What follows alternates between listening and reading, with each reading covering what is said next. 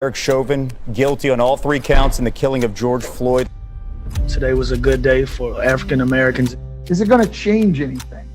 We're going to hold you accountable no matter who you are. It's a great time to reflect and see how far we've come in the last year. Gives hope and precedence for these type of verdicts to be the norm. I would love for this to be the last time, but it ain't gonna be. And so what do we do next? How do we deal with this next?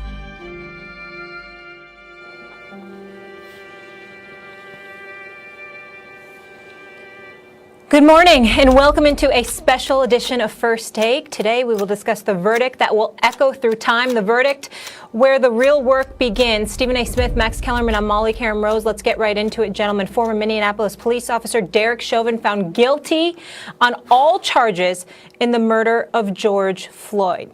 Chauvin was found guilty of second-degree unintentional murder, third-degree murder, second-degree manslaughter by a jury Tuesday for his role in the murder of Floyd last May. Floyd's death in the video, which showed Chauvin kneeling on Floyd's neck for about 9 minutes, became a catalyst for the sports world's racial and social justice movement last summer. Chauvin faces a 40-year maximum sentence for the second-degree unintentional murder conviction, a 25-year sentence for the third-degree murder, and a 10-year sentence for second-degree manslaughter. A jury of 6 white, 4 black, 2 multiracial jurors deliberated for 10.5 hours over parts of 2 days before rendering a verdict. Stephen A., your reaction to this historic verdict?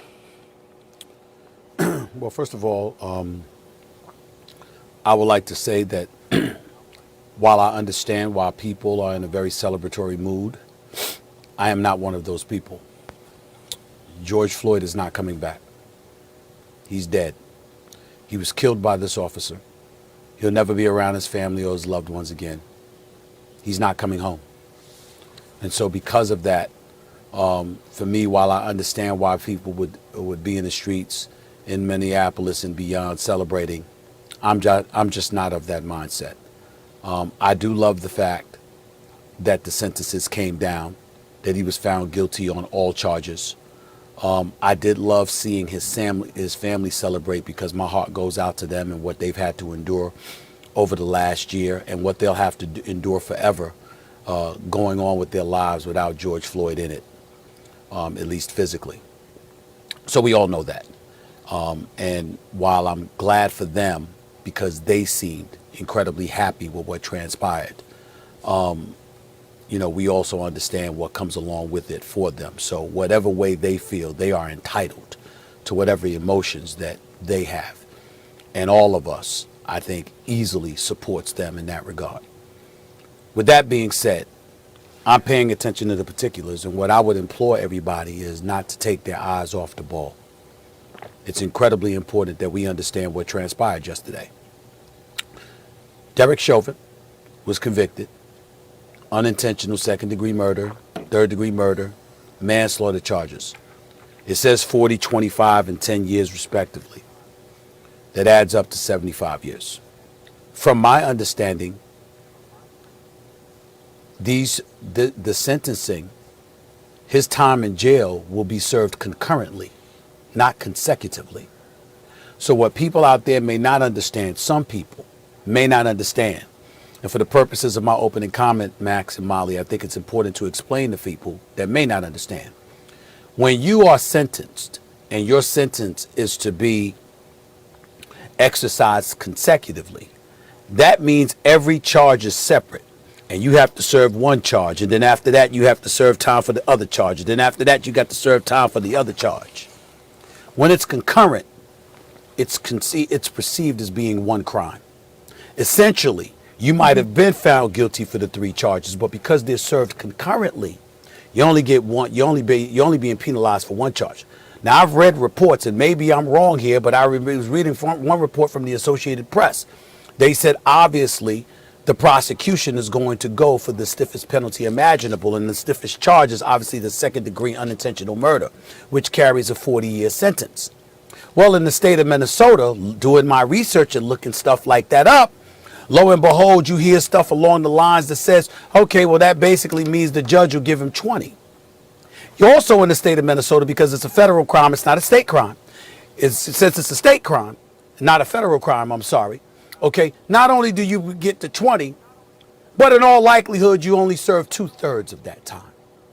So we're talking about anywhere from 10 to 12 years, conceivably, that Derek Chauvin could end up spending in jail. Because remember, he's left it up to the discretion of the judge. It's at the judge's discretion what amount of time this individual, Derek Chauvin, ends up getting sentenced to.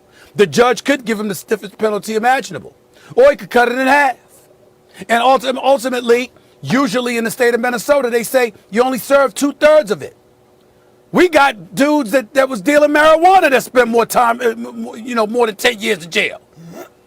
And this dude might end up getting something like that. So it's incredibly important that we understand that everybody's eyes need to be on the ball. Yeah, he was found guilty. And that's step one. Justice appears to have been served. I lean more along the lines of what LeBron James tweeted when he brought up the word accountability. Because you're talking about true accountability and not being able to wiggle your way around it. Even when he goes to jail, everybody says he ain't got nothing to worry about. Ain't nobody going to get at him because they ain't going to put him in general population. I mean, you hear all kinds of stuff. So I'm kind of wondering, okay, what's going to really happen here? My eyes on the judge. Because now that he has been found guilty by the jury, I want to see what the judge is going to do as it pertains to his sentencing. Because if you sentence that man to 10 years, 12 and a half years, 20 years, it's your discretion. In the state of Minnesota, they usually serve about 2/3 of their sentence if they had no previous criminal record, which he did not. And he was a police officer. These are the kind of things we have to pay attention to, because on far too many occasions, particularly as black people, and we have every right to feel this way because we've endured so much throughout our history, symbolic victories, while significant, which is something that Max has pointed out accurately so, in the past, I'm saying it's not enough anymore. Symbolism, symbolic gestures, symbolic victories, it ain't enough. This man has to pay. He should be in jail for the rest of his natural life. Those 3 officers, one that kept the spectators at bay, the other 2 that assisted even though they didn't have their knee on George Floyd's neck, but they was holding down his body. They need to do jail time too. Their trials come up in August. I'm looking at all of that. And I'm looking at the judge, who also during the trial, because Representative Maxine Waters showed up this week and flew from the nation's capital to Minneapolis and essentially encouraged people. She didn't say violence or anything like that, but she was encouraging people to make noise and to be confrontational. The judge was on the record and said to the defense, you obviously have grounds for an appeal to completely, for a mistrial, to completely dismiss all of these charges. That's what the judge said. And this is the same judge that has the discretion of deciding whether or not this man serves the maximum amount of time or the minimal amount of time. These are the things that I'm looking at. So again, I'm very happy with the guilty verdict. It was necessary. I'm glad it happened. But that's only part 1. Part 2 is what I'm talking about. And part 3 is people not forgetting that before George Floyd was killed, was murdered, there was a kid, a white kid, that went into a church in South Carolina, shot 9 people, killed them while they were in prayer.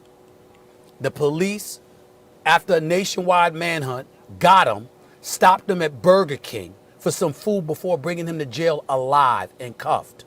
George Floyd passes away after. Somebody else shows up in Colorado who wasn't black, kills 10 people. Somehow he was arrested. But Dante Wright is killed after George Floyd. Before George Floyd, after George Floyd. These things still happen. They're still happening. Let us not take our eyes off the ball. Let us address policing and criminal justice reform. Let's make sure we keep our eyes on the judge, who has the discretion of making this maximum or minimum. The job is not finished. Yep. It's not finished. Stephen A., I just want to add one thing to the sentiment you just said. If he was to serve just around 12 years, he's 45 years old, so he would be out in his 50s and have his whole life ahead of him, and he's currently in administrative segregation, so he is being protected right now at this point. Max, go ahead. I want to actually start by directing this towards, I want to talk to white people who may not get it. White people who don't get it right now.